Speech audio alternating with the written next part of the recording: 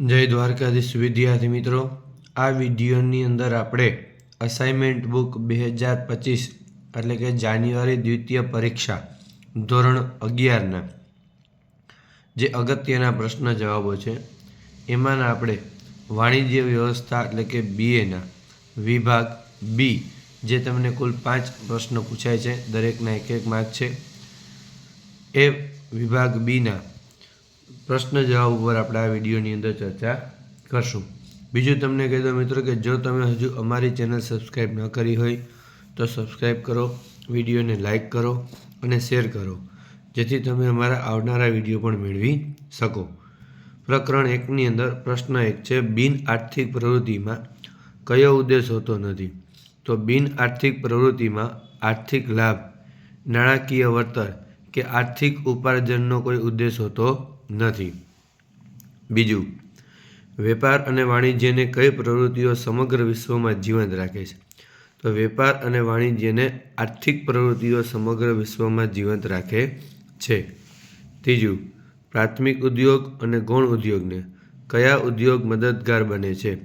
તો પ્રાથમિક ઉદ્યોગને ગૌણ ઉદ્યોગને આનુષંગિક ઉદ્યોગ મદદગાર બને છે. ચોથું, પ્રાથમિક ઉદ્યોગ કોની સાથે સંકળાયેલો છે? તો પ્રાથમિક ઉદ્યોગ સમુદ્ર, જમીન અને હવા સાથે સંકળાયેલો છે. પાંચમું, ધંધામાં કયું જોખમ રહેલું છે? તો જવાબ આવશે મિત્રો, ધંધામાં નફાની અનિશ્ચિતતા અથવા નુકસાન થવાનું જોખમ રહેલું છે. છઠ્ઠો પ્રશ્ન, ધંધામાં નફો થયો એમ ક્યારે કહેવાય? તો ધંધામાં વસ્તુને પડતર કિંમત કરતાં વધુ કિંમતે વેચવામાં આવે ત્યારે નફો થયો એમ કહેવાય. ઓકે મિત્રો, હવે પ્રકરણ 2 એની અંદર પહેલો પ્રશ્ન છે, મલ્ટિપલ યુનિટ ટ્રેન એટલે શું? તો ટ્રેનના બધા અથવા કેટલાક ડખા ચાલક બળ ધરાવતા હોય ત્યારે તેને મલ્ટિપલ યુનિટ ટ્રેન તરીકે ઓળખવામાં આવે છે. બીજો, વીમા કરારનું હાદ કયો સિદ્ધાંત છે? તો વીમાના કરારનું હાદ નુકસાન વળતરનો સિદ્ધાંત છે. વીમા પોલિસી એટલે શું? તો કે વીમાના લેખિત કરારને શું કહેવાય? વીમા પોલિસી. ચોથું, દરિયાઈ વીમાની શરૂઆત કઈ સંસ્થાએ કરી? તો દરિયાઈ વીમાની શરૂઆત લોર્ડ્સ ઓફ લંડન નામની સંસ્થાએ કરી. ઓકે મિત્રો, હવે છે પ્રકરણ નંબર 3. એની અંદર પહેલો પ્રશ્ન છે, કયા ખાતામાં 1 મહિનામાં નાણાં ઉપાડવાની સંખ્યા મર્યાદિત કરવામાં આવે છે? જવાબ આવશે મિત્રો, બચત ખાતામાં. બીજું, બેંકની સૌથી મોટી જવાબદારી કઈ છે? તો બેંકની સૌથી મોટી જવાબદારી થાપણોદારો એટલે કે બચત કરનાર લોકોનો વિશ્વાસ જાળવી રાખવાની છે. ત્રીજું, ઓવરડ્રાફ્ટનો સમય કેટલો હોય છે? તો ઓવરડ્રાફ્ટનો સમય ટૂંકો હોય છે.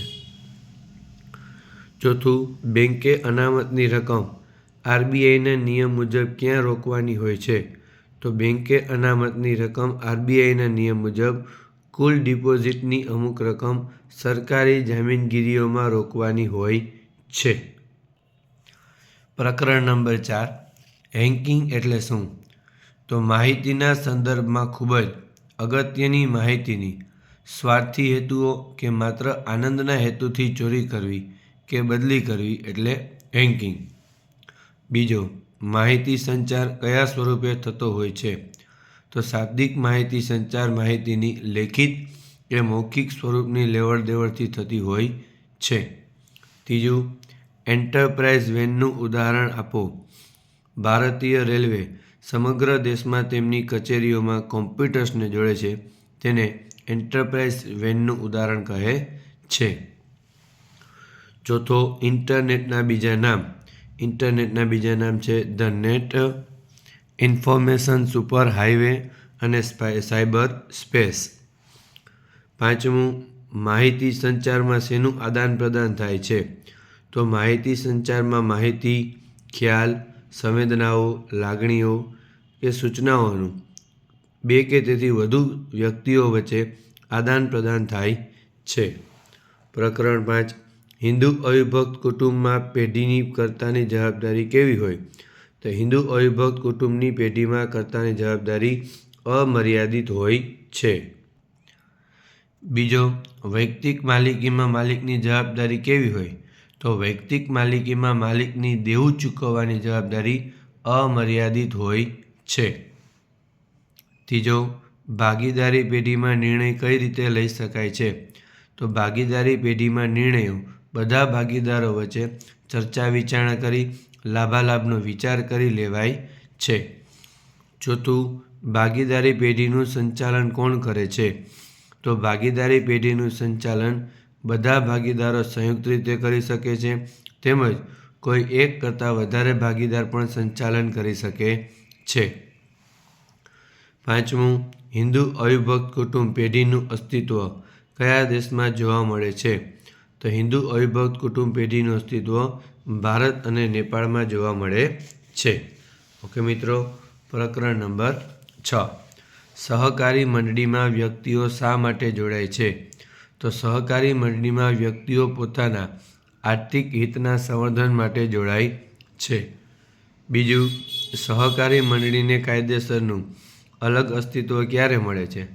તો સહકારી મંડળીની નોંધણી થતાં તેને સભ્યોથી અલગ કાયદેસરનું વ્યક્તિત્વ પ્રાપ્ત થાય છે.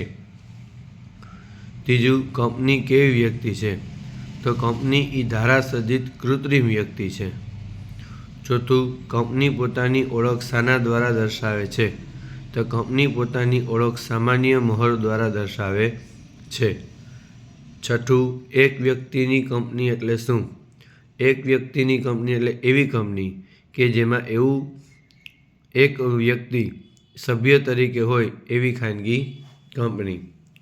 છઠ્ઠું, જાહેર કંપનીમાં સભ્ય સંખ્યા કેટલી? તો જાહેર કંપનીમાં ઓછામાં ઓછા 7 અને વધુમાં વધુ ગમે તેટલા સભ્યો હોય છે.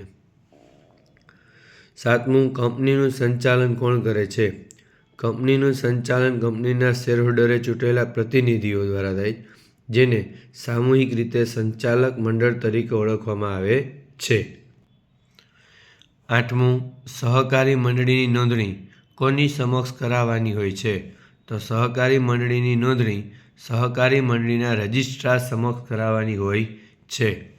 નવમું, સહકારી મંડળી કયા સૂત્રને અમલમાં મૂકે છે? તો સહકારી મંડળી વિના સરકાર નહીં ઉધાર આ સૂત્રને અમલમાં મૂકે છે. 10મું, કયા ક્ષેત્રે સહકારી મંડળીઓએ ખૂબ વિકાસ સાધ્યો છે? ખાંડ, દૂધ, ચર્મ, કપાસ આ બધા ક્ષેત્રે સહકારી મંડળીઓએ વિકાસ સાધ્યો છે. 11, ભારતમાં કંપની ઉપરના નિયમન માટે કયો સુધારો અમલમાં આવ્યો છે? તો ભારતમાં કંપની ઉપરના નિયમન માટે 1/4/2014 થી 2013નો કંપની ધારો અમલમાં આવ્યો છે. ઓકે મિત્રો, આ ચર્ચા કરી આપણે BAના વિભાગ બીના દરેક પ્રશ્ન જવાબ માટે. આ જ રીતે બીજા પ્રશ્ન જવાબો માટે અમારી વિડીયોને લાઈક કરો, ચેનલને સબસ્ક્રાઈબ કરો, જેથી તમે અમારા આવનારા વિડીયો પણ મેળવી શકો. જય દ્વારકાધીશ.